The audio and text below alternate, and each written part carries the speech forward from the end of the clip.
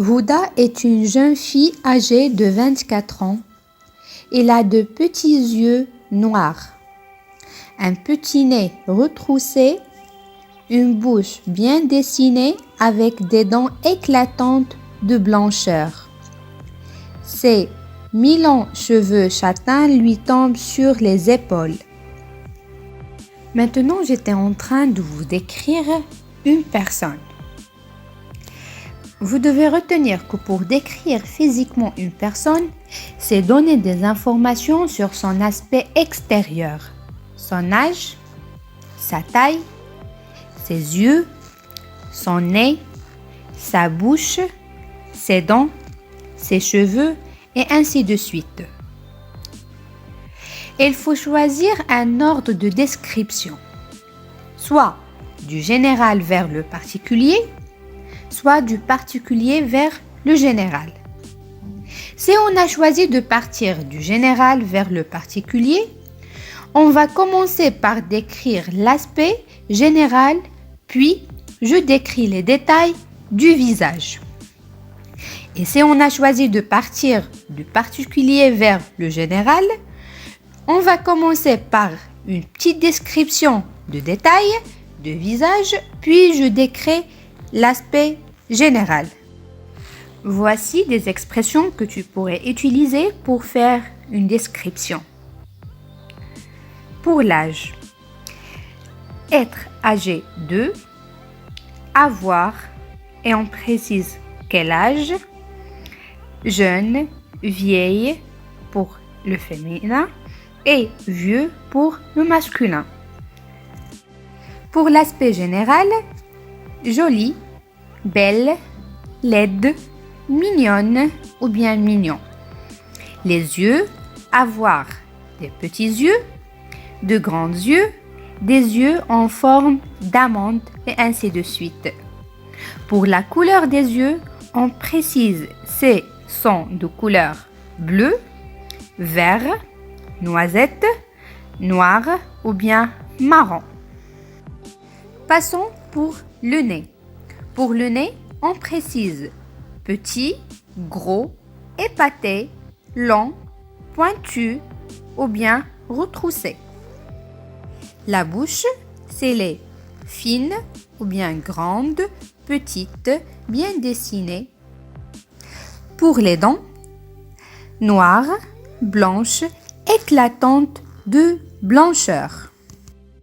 Pour le teint, on utilise des expressions comme roux, blanc ou bien blonde, brune, pâle, bronzée et ainsi de suite. Pour les cheveux, avoir les cheveux frisés, raides, courts, longs, mi-courts, bouclés, gris, avoir les cheveux noirs, blonds et ainsi de suite. Pour la taille, soit être de petite taille, de grande taille ou de moyenne taille. La forme, mince, être maigre, gros, élancé et ainsi de suite. Et dernièrement, les habits. Pour les habits, soit on dit il porte, il est habillé de ou bien il est vêtu de. J'habite dans une grande maison de 200 mètres carrés. Elle comporte 7 chambres spacieuses, 2 beaux salons, une cuisine bien équipée et 3 salles de bain avec douche et baignoire. Décrire un lieu, c'est le présenter de manière à ce que le lecteur puisse se le représenter ou se l'imaginer le plus précisément possible. Pour réussir une description, il faut 1. Choisir un point de vue. Je suis face au lieu décrit, sur un balcon, à une fenêtre. Deuxièmement, organiser la description, soit du gauche à droite, ou bien de haut en bas, du général au particulier. troisièmement, présenter le lieu à la troisième personne. La salle, le salon, le bureau, la cuisine, ou bien en utilisant le pronom personnel, il ou bien elle. Utilisez des adjectifs précis pour qualifier le lieu. Glacial, spacieuse, équipée, beau, grande, petit et ainsi de suite. Cinquièmement, utilisez des expressions comme derrière, devant, à gauche, en face, à droite et ainsi de suite. Et en dernier lieu, on doit utiliser des verbes comme le verbe comporter, se composer, se situer, se trouver. La bicyclette est l'un des principaux moyens de transport. Elle est composée de 2 roues alignées. La force motrice est fournie par son conducteur, le cycliste, en position le plus souvent assise par l'intermédiaire de 2 pédales, entraînant la roue arrière par une chaîne à rouleau. Pour bien définir un objet, on doit définir son nom. Une règle, un guetard, un tournevis, une bicyclette.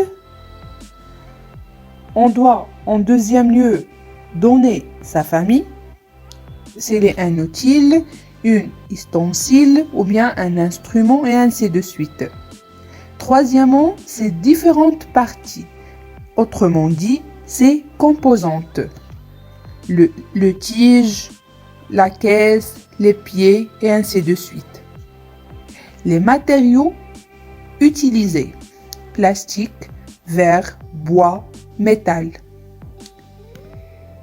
On peut dire aussi qui l'utilise, c'est le menuisier, le professeur, le musicien et ainsi de suite. À quoi sert-il? À quoi va nous servir cet objet? Soit à tracer, à visser, à écrire, à lire et ainsi de suite. L'ours noir est un grand mammifère carnivore. Il est considéré comme le plus grand carnivore terrestre. Ses yeux, son museau, ses pattes et son cousinet sont tout noirs. L'animal possède une fourrure noire lui permettant de se fondre dans son environnement naturel.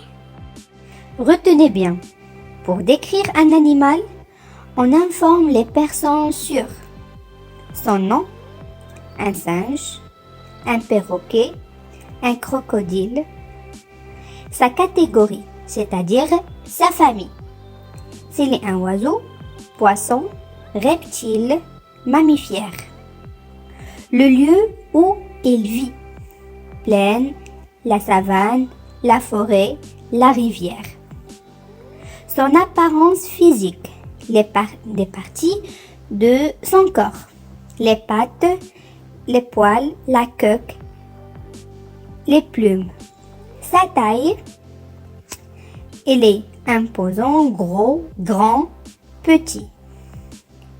Son mode de déplacement, si cet animal il vole ou bien il court, il marche, il saute et ainsi de suite. Son alimentation, soit c'est un animal herbivore, c'est-à-dire il mange les plantes, les herbes, les fruits et ainsi de suite, ou bien c'est un animal carnivore. Il mange dans sa nourriture la viande.